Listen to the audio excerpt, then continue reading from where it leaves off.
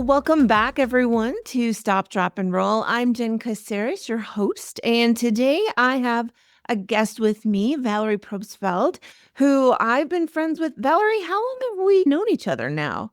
It's been at least like 18 months or so now, almost 2 years. I was thinking about that the other day. I'm like, LinkedIn is great for connecting people for all things, and we actually got to meet in person, which was pretty exciting. We met 2 years ago or so, but we realized we had so much in common just going way back, and life finally had us meet each other in person. I feel like we had this intertwining history throughout where we lived and just our stories. So it's so cool. Yeah. And I've been watching you go from content creation and coming from your background in nurse practitioner, and now you've just written a book. So we're going to get into Stop, Drop, and Roll is really about using a process to pause and just gain clarity on things. And so I'd like to tap into some of that today as we go through your history and where you're headed. But tell us a little bit about yourself. Yeah. Well, thanks so much again, Jen, for having me. I absolutely love your podcast. And I love the concept of stop, drop, and roll. And I love this pausing. I had a paradigm shift when I decided to take that pause and that mindful shift or that perspective. And I start my story a lot of the time with I thought I was going to be this A+ mom. I thought, growing up, I wanted to be a different mom where I did not see or I did not have an angry face. I did not have yelling because that's what I experienced growing up. There was a lot of angry faces, there was a lot of yelling, and I didn't know why. And so I was like, I'm going to be a different mom. That also led me to study pediatrics. I've always loved working with kids and with families. And I first started out in music. I've always been a flutist, a flute player. I had that as a calling, but also I felt like there was something more that I needed in my life where I was called to. And I really just loved learning about the brain and the body and how our mind and our body works. So I studied pediatrics. I became a nurse practitioner, worked in pediatric neurology, and I thought that I was completely well prepared for motherhood. I have this Ivy League education. I was going to rock everything about it because I have all this experience in pediatrics and I know how the family should be and the attachment theories and all of that. All of that to say, Jen, within 10 minutes of my baby being born, she went to the NICU and I didn't study for that. I didn't plan for that. And I had emotions that I had not at all thought I was going to experience that were far from perfect. I was so frustrated. I was so anxious and angry that I couldn't see my baby. Like it was just so much. And it brought this shame that I didn't know that I could experience, where I just remember like looking at the whiteboard. When you deliver your baby, you have a whiteboard to the side of you. And there was this whole exciting message because she was in due. We were planning for it. Said, welcome, baby. Just a little picture. I remember looking at it, it being smeared, crossed off, and the new room number of the NICU. Not that it was crossed off, but it was just like, just this quick, like so many voices, people, so many noises. And I had no idea what was going on. And all that to say, I think for a long time, that first year, I was feeling so kind of like I was not what I thought I was going to be. I did a lot of writing, a lot of journaling at that time. One of the first things that I wrote while I was still in the NICU was that the staff, it was interesting, they all called me Valerie before my baby was born. But as soon as my baby was born, my name changed to Mom. I was like, wow, I love the name Mom. I wanted to be a mom for my whole life. And it's a beautiful name. But at the same time, it's not my only name, but it's almost like there was this birth certificate that, we fill out for our babies, but we have one as well. And it truly is this rebirth almost in a sense. So I wrote about this new name that I have and all the expectations, this perfect expectation that I thought I was going to be as Mom. And I looked up in the dictionary because I really love the etymology of words. And I looked that up. So, what is mom? What does mom mean? And it was interesting because Merriam-Webster defines mom as both a noun, a title, as well as a verb. And I didn't know about the verb mom, to mother, to mom. Merriam-Webster defines as to give birth, allow one to rise, care for, or protect. And if you think about like what gives birth, allows one to rise, care for, or protect, and that's love. I mean, love does those things. And that is something I can control because I think that illusion of control was quickly washed away. But I can control that verb. I can control choosing love in this moment over fear. And that brings me back to that pause that we were talking about earlier. Viktor Frankl, a Holocaust survivor, a famous psychologist, says between stimulus and response, there is a space.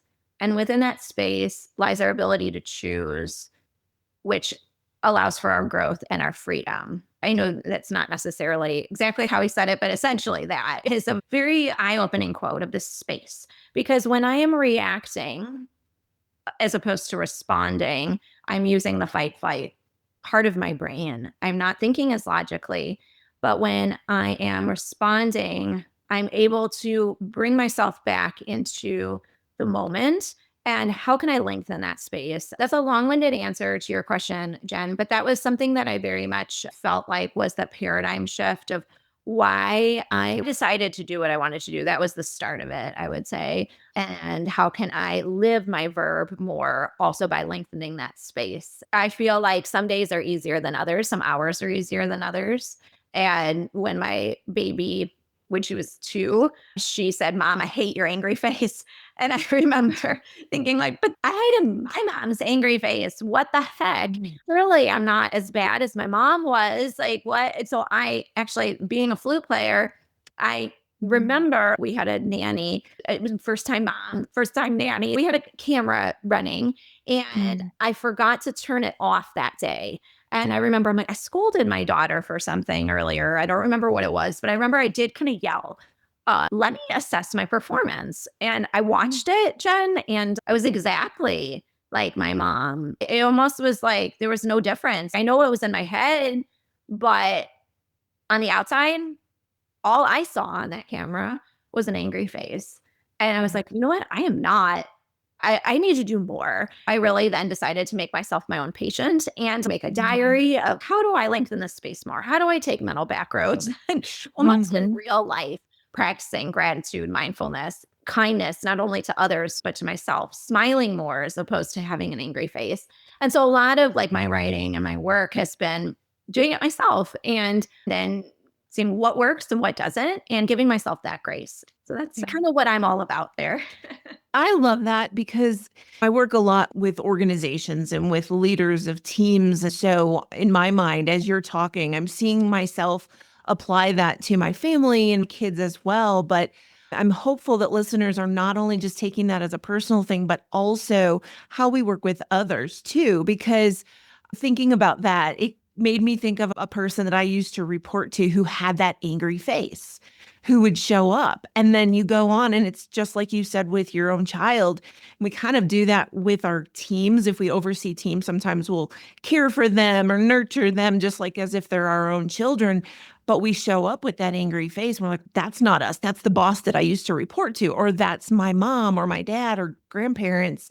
So I love that you've taken that and just applied it to yourself first, because I think that really flows into this reflection where you had that video and you were like, okay, I'm going to look at my performance. And you're like, holy cow, who is this person? Right? I mean, that's what it sounds like.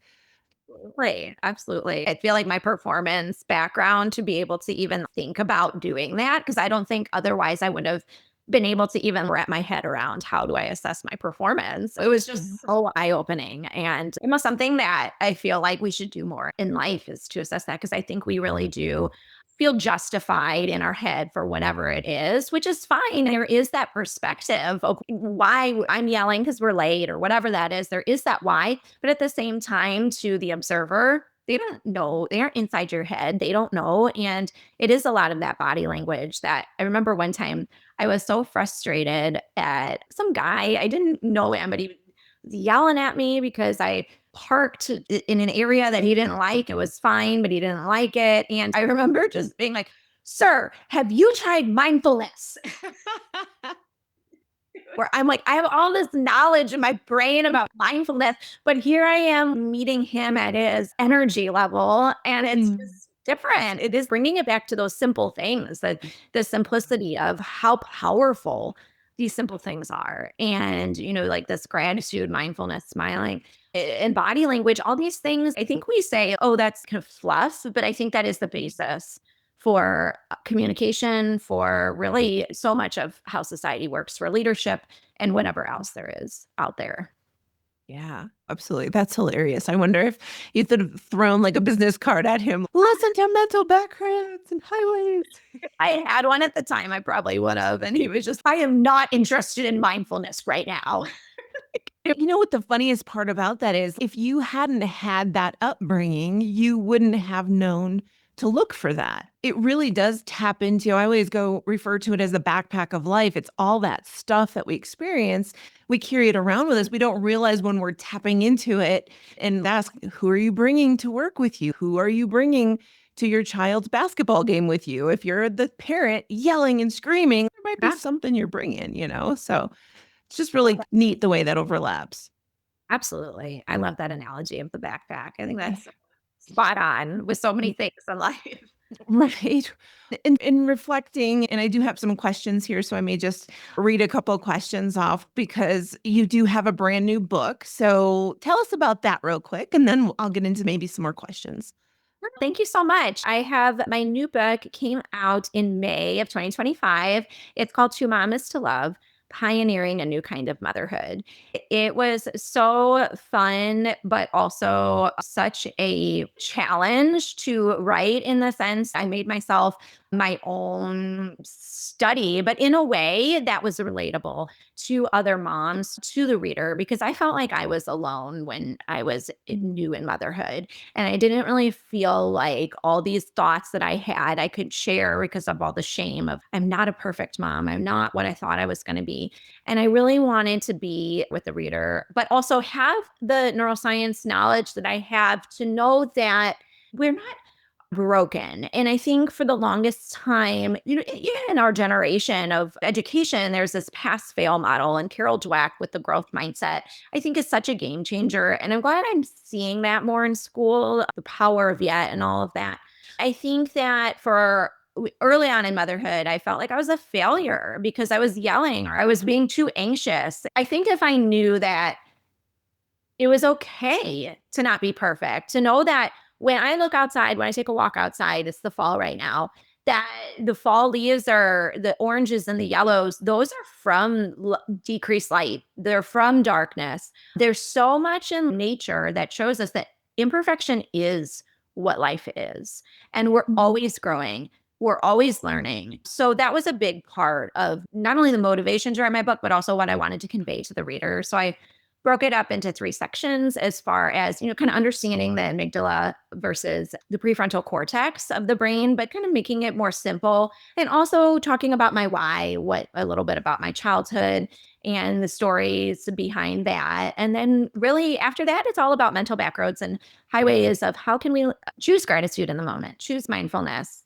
and then having exercises throughout the chapters. So it's been a journey. And I will say, Jen, just in transparency, if anyone is thinking about writing a book or they're already writing a book, there were some times that it was hard to even know what to write. I would take a break for a couple of months, or sometimes I was profusely writing. It took about 5 years to do. And towards the end, there was something that washed over me of complete anxiety and like just oh my gosh, like this is about to be ready. And I am so scared to actually press go, essentially. And it was my baby that was now 9 that had to push me towards the end of being like, Mom, you were writing this book. You're right now in the dip. You just need to get through it. I knew she was watching. And I'm so thankful that she pushed me towards the end to get there, as well as I ran a half marathon right before I published the book.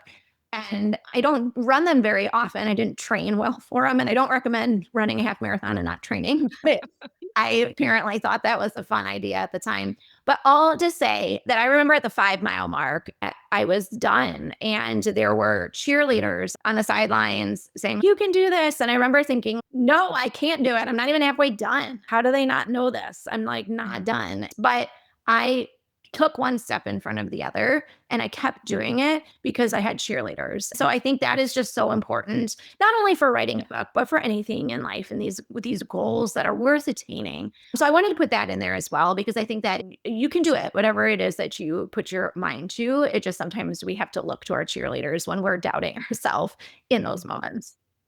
Thank you so much for sharing that, because not that it's a relief, but it's almost nice to hear that it took so long for you to write your book. I'm trying not to be selfish in this moment, just very publicly saying that, because, it's one of those things where you have to go back. I mean, you were putting yourself back in the delivery room.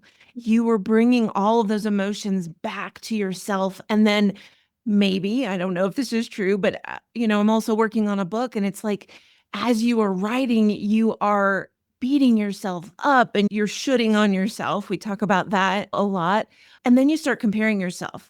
So I love the fact that you just put that out there for everybody who's listening to just go, I can't compare myself to anybody else. You had to go through it. And there's no rules about how long it takes for you to do that or anything else. Absolutely. Absolutely. I think a lot of times with social media, like we see the finished project, we see, oh, I wrote this, but we don't see all the years and all that goes into it nearly as much as I feel like we should. You also have a podcast, not just this amazing book, To Mom is to Love. Tell us what you talk about in your podcast. What's the name of it? Where can we find it? All that stuff. Well, thank you so much. Yeah, I have a podcast that I actually started before the book because I was told that I need to have a social media presence before I write a book. So I'm like, well, I guess I'll start a podcast. But I didn't know much about podcasting when I started it. And this was March of 2023. Actually, my husband knew all about podcasts and he was like, why don't you do it? So I will give him credit to starting that, because if he did not help me learning all that stuff, I wouldn't have known anything about it. It's the same name, To Mom is to Love. That's always kind of been the same name, that part of it. At first, I had individual episodes. And then I decided to start interviewing guests, mental health experts, or people that really are doing things that are creating ripples in society, trailblazing, different pathways that I feel like we need to talk more about them. We need to create change in these ways. And it was something that I really enjoyed doing. I didn't know if I was going to like it, but like the people that I have met throughout that journey and the conversations I've had, I've learned so much. And I feel like there's something for everyone there. My personal paradigm shift was becoming a mom, but that isn't necessarily the case for whatever it is that other people have had paradigm shifts with. I really want to emphasize that it's not just for moms, it can be anyone. That is available, Jen, on all of the major platforms like Spotify, Google.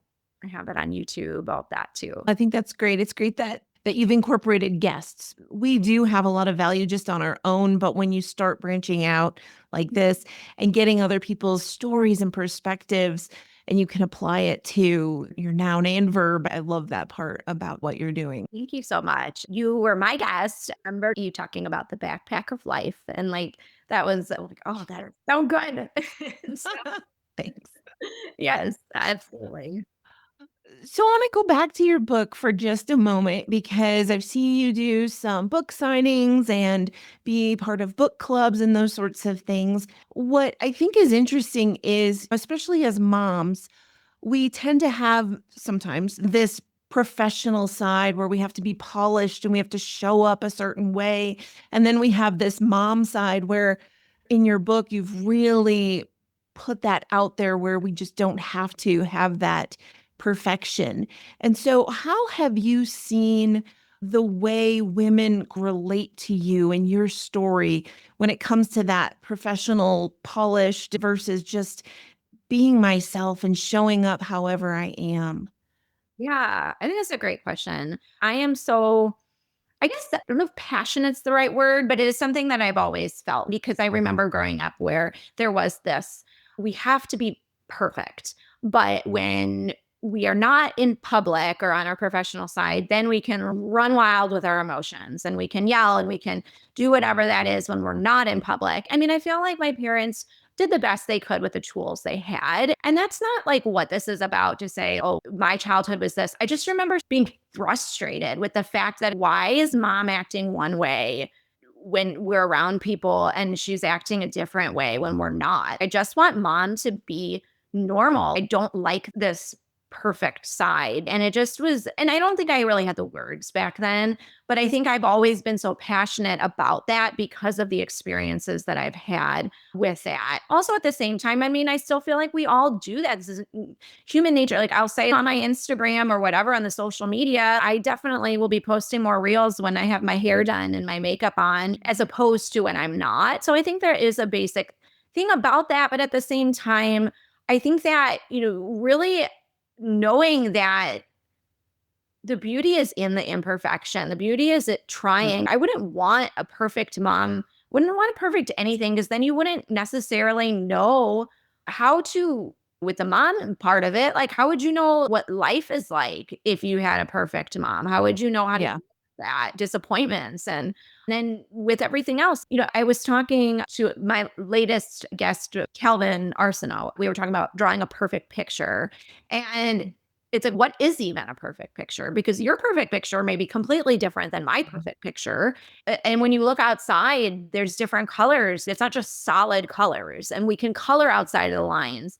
That's where the growth lies. And I am so compassionate about that, because when you're stiff and when you're perfect, you're not growing. You're refusing to grow, I feel like. And you can see that with plants too. The plants that are stiff, that can't move, they aren't getting as much sunlight and nourishment. The tomato vines will bend down, bend different ways to get to the light in some way. I think that is such an important message for us moms to know, that it's okay to be you and it's okay to just put yourself out there, because otherwise we're far too hard on ourselves. And I think it's a shame, because we all are so beautiful and we have such beauty inside and out to share with the world. And I just wanted to see my mom do that growing up. I feel like the tools that she had at that point in time. So I want to show people these tools that they already have within themselves.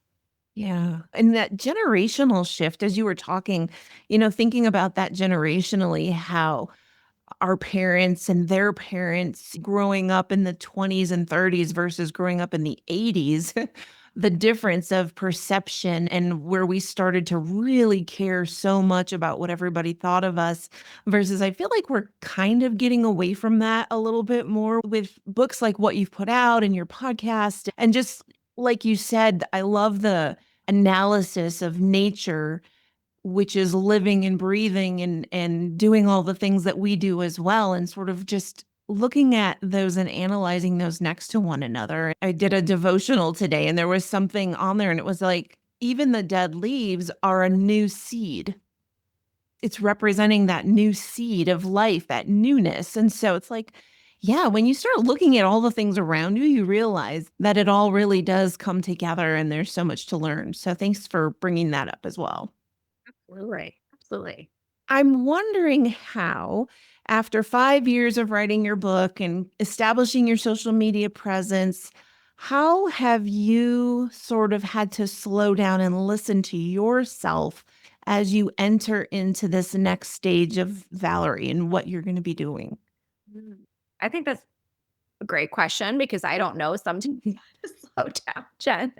And we've talked about that. And I think it is kind of like, sometimes going back to the cheerleader thing of knowing that sometimes we have to listen to ourselves, but also know that there is support around us. And I guess what I would say with that is, for me, I think that I am always on the go with everything. For a lot of type A people, this is the case where it's like you want to do something, you want to accomplish it. And then it's like, what's the next thing? And what's the next thing? And it's okay to just pause. That's so hard to do, I think, sometimes. I've been trying to really be intentional about that for the past couple of years now. So let me try and cultivate the relationships that I have built over the past couple of years, but also reflect on what's next. And I think for writing my book, writing the podcast as well was a calling in the way that I knew that the time it was supposed to come out was almost like it had to come out at that time. There was just so many things where I would push back and be like, well, I don't know if it's ready.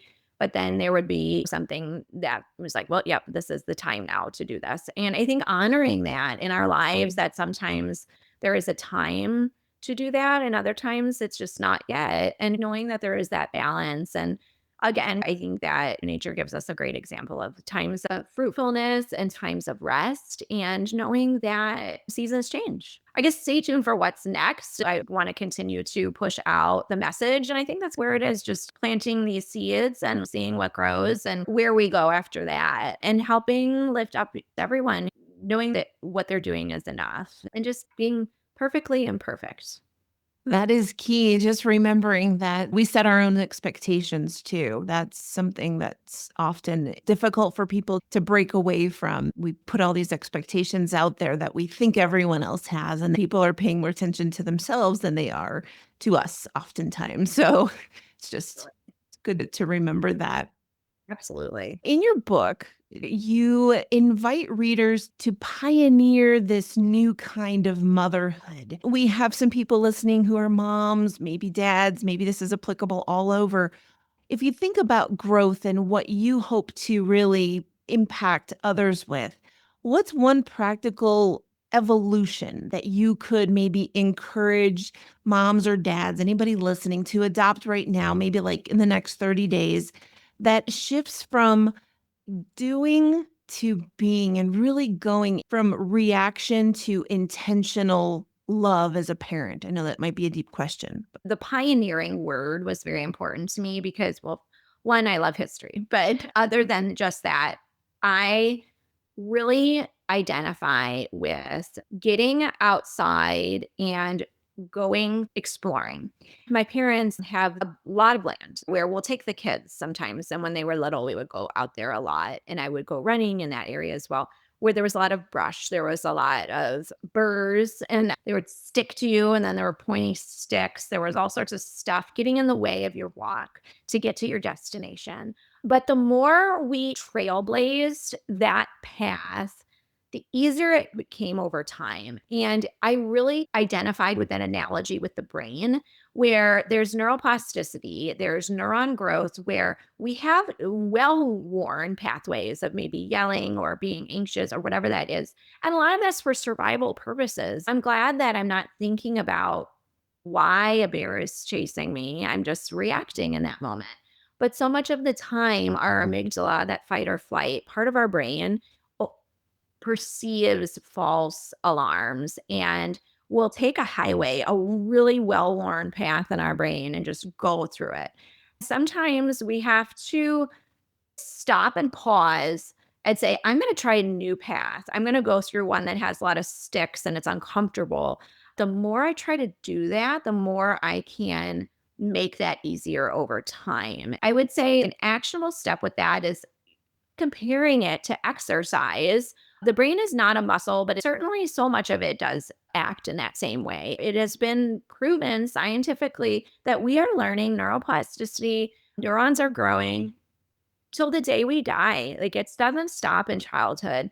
So pruning those neurons, taking new pathways, is like putting on your shoes to go for a walk, or maybe push yourself just a bit more if you're running or riding a bike. You can't do a marathon overnight, but you can do a bit more each day, and whatever that is. Everyone's different with what that is, and it's not a race, but it is like with my running and stuff, but it doesn't necessarily have to be with running. But where it's like, okay, well, I walked a little bit more today, so let me run just maybe for 1 more minute or 2 more minutes. I'm starting to do another half marathon training. I started out with 1 mile, and now I'm pretty comfortable at the 3 mile mark. So it's really just giving ourselves that grace. And that's with the brain as well. That's with yelling as well. That's with whatever it is that you are reacting to as opposed to responding to. Because I think we all have some type of reaction over response. And how can you choose a back road? How can you trailblaze a different back road? Sometimes it takes that intentionality of, I'm going to choose gratitude in this moment when I'm yelling. What am I grateful for right now? I use an example in my book about a skunk that sprayed our dog.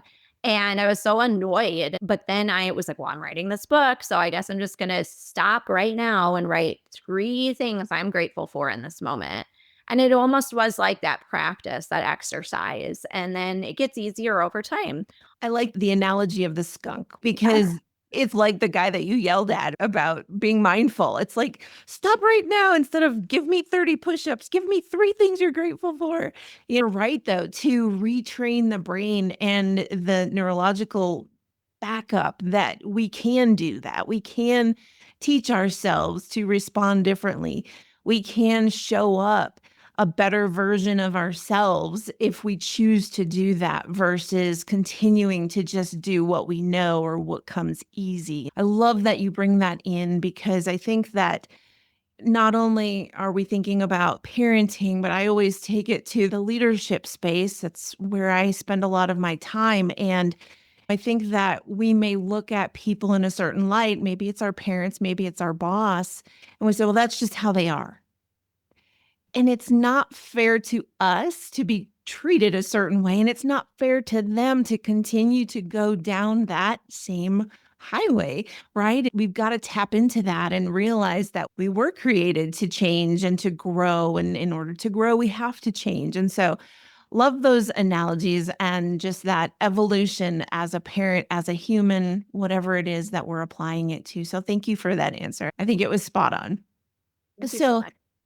Valerie, we would love to maybe follow you on socials or listen to your podcast, read your book. Tell us where we can find all of those things. You did share the podcast, but where can we get the most of Valerie Probstfeld? Thank you so much, Jen. Anyone who's listening can go to my website, tomomis2love.com, and you'll be able to access everything from there for my social media pages, as well as obtain my book, which is available on Amazon, both as ebook and paperback. I'm most active on social media on Instagram and LinkedIn, but I also have Facebook and YouTube. Well, thank you so much for joining me today, Valerie. This has been wonderful to get inside the cover of your book and really just get to know you as a creator, you as a mom, you as a human, someone who knows a lot about the brain and how we function and how we grow. So, thank you so much for being with me today and sharing with our guests all your knowledge. So much, Jen, for this opportunity. I truly appreciate it.